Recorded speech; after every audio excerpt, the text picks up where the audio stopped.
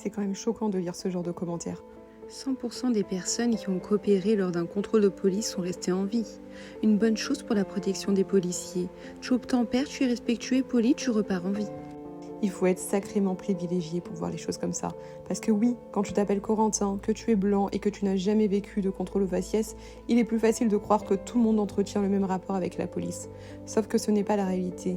J'ai été en garde à vue dans le commissariat du 19e et j'ai été violé par les policiers durant ma garde à vue. Des décisions de justice ont reconnu l'existence de contrôles d'identité discriminatoires. Le défenseur des droits alerte depuis des années sur le fait que les jeunes hommes perçus comme noirs ou arabes sont contrôlés bien plus souvent que le reste de la population.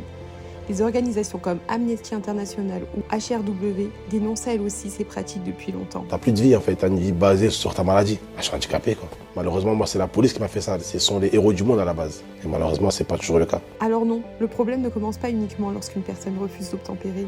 Il commence bien avant. Il commence avant les contrôles au faciès à répétition, avec les insultes, avec les violences illégitimes, avec les personnes blessées ou tuées, alors qu'elles n'étaient même pas armées ou ne représentaient pas une menace immédiate, avec toutes celles et ceux qui n'ont plus confiance dans une institution qui est pourtant censée les protéger. Le policier qui a tué une dame de 80 ans en visant un immeuble d'habitation n'est même pas mis en examen. On en est même arrivé à un cas, que je n'avais jamais vu bien entendu, où l'arme du crime n'est pas saisie. Donc non, Corentin, cette loi ne changera probablement pas grand-chose pour toi. Mais pour celles et ceux qui vivent déjà ces discriminations, ces contrôles répétés ou ces violences, elle renforce la peur que les abus soient encore moins sanctionnés. Et c'est précisément ça que beaucoup d'entre vous semblent ne pas comprendre.